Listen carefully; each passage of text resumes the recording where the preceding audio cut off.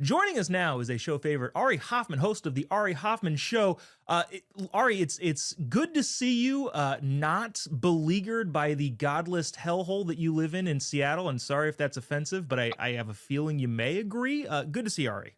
Great to see you too, buddy. And yes, I do agree with you. Unfortunately, I wish it was the city I moved to when I first moved here. Yeah, I love Seattle. I also love San Francisco, and I want those places to go. I also love Portland. I'd love for those places to go back to normal insanity because that I don't know, it would make it a better vacation place.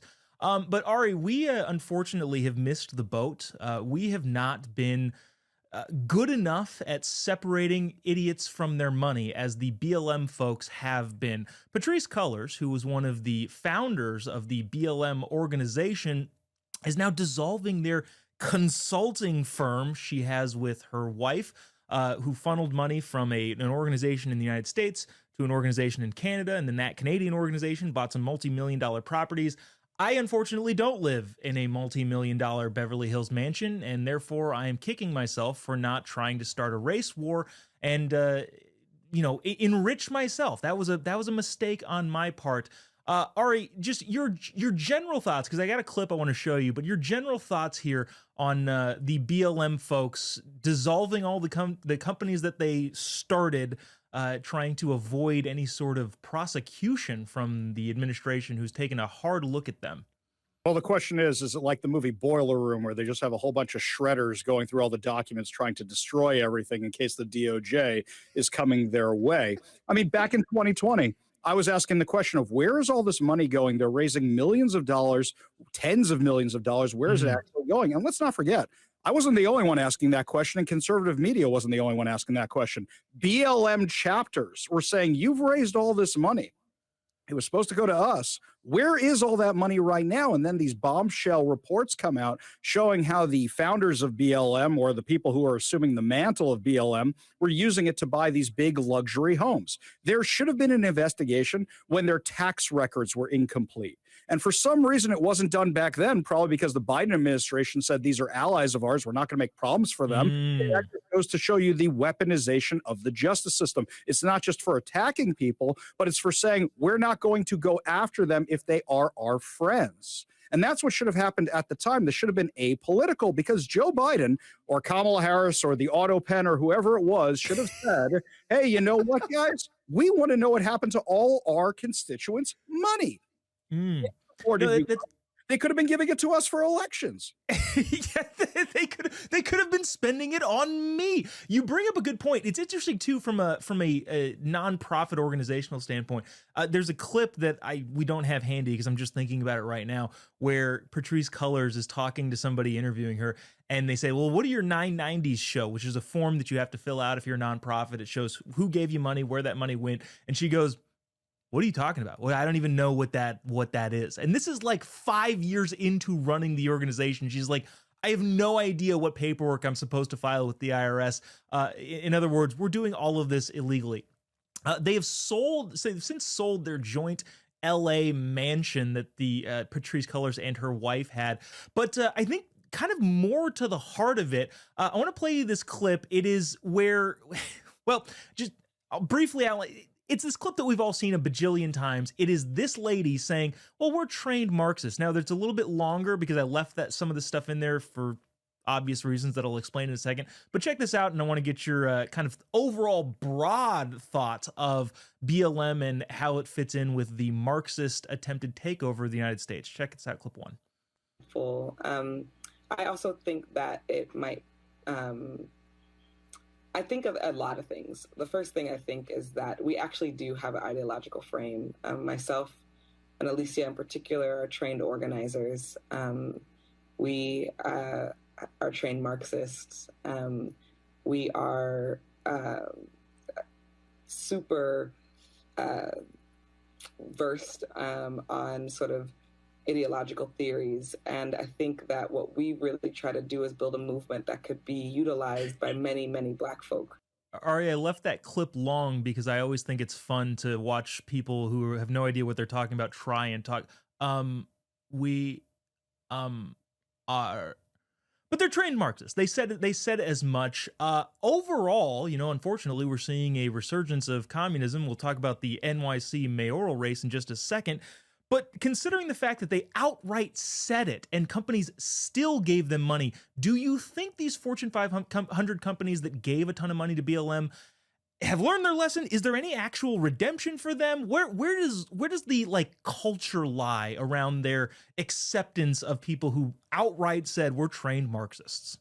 I'm going to have a more cynical view of this. I love that a lot of us right now are saying, oh, well, now they're on Team Trump. Now they're on MAGA because, look, they're doing all the right things.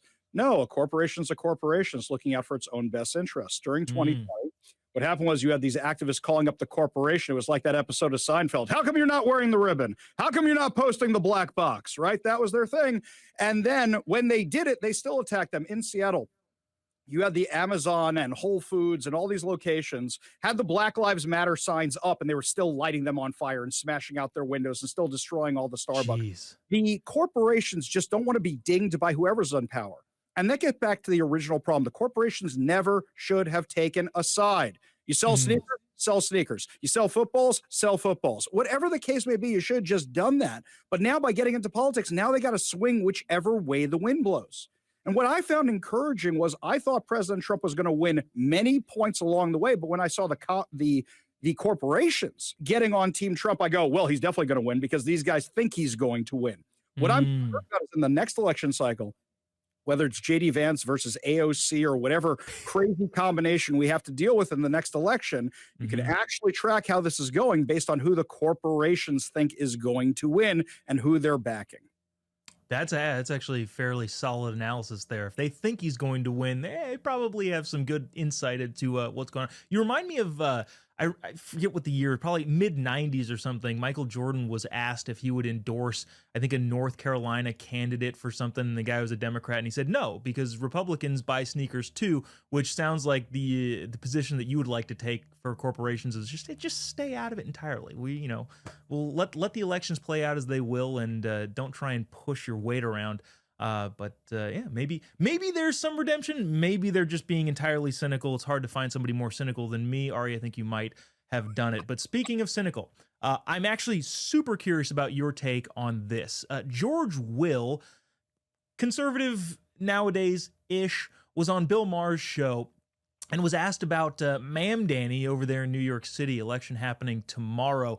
I want to play this clip and get your take on whether or not this is a good approach to how to deal with socialist, communist, crazy people, or maybe we should try our best to make sure we don't have to run these experiments. Check this out. Interesting thought here from George Will. The guy running in New York, Mamdani, right? Okay, who's like a straight up communist. I mean, he is. He talks about, the things that communists say. I mean, he wants free grocery stores, free buses. I want him to win. You want him to win? Yeah.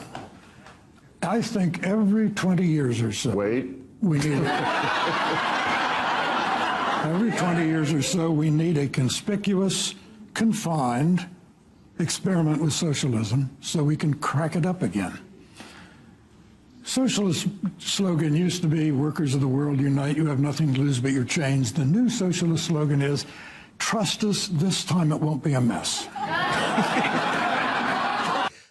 So Ari, you hear George Will saying, I want him to win because we need confined examples of how bad of an idea this is. Is that your take? What do you think about letting the laboratories of democracy do their work? Or are you somewhat like me and not necessarily trust the other laboratories to watch what's going on in the socialist laboratory and be able to recognize that and go, oh yeah, let's not do that? Your thoughts? Can we let the laboratory be Venezuela? Can we let the laboratory be Why does it have to be here? Because I'm a guy who lives in Seattle, and we've done this socialist experiment literally for years now. For years. We had one of the top communist Marxists in the country, Kashama Sawant, on our Seattle City Council, and we are still suffering from her effects.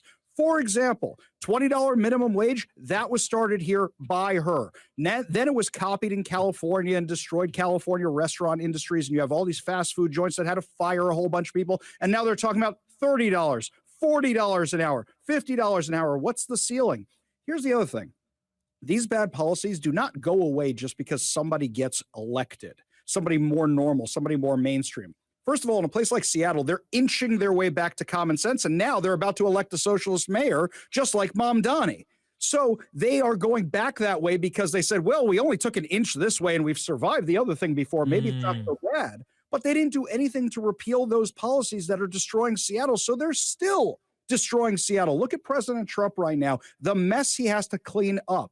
Think of how much more successful he would have been if he didn't have to solve the inflation crisis, if he didn't have to solve the border crisis, if he didn't have to solve all these problems. We could be expanding and growing and doing new things, not fixing the things the Democrats screwed up last time around. Oh, that's a great point. And I would even probably go even further saying if, well, the libs didn't screw everything up to begin with, President Trump probably would still be in real estate in New York City. Probably been like, yeah, I don't need to go run and save this country from itself.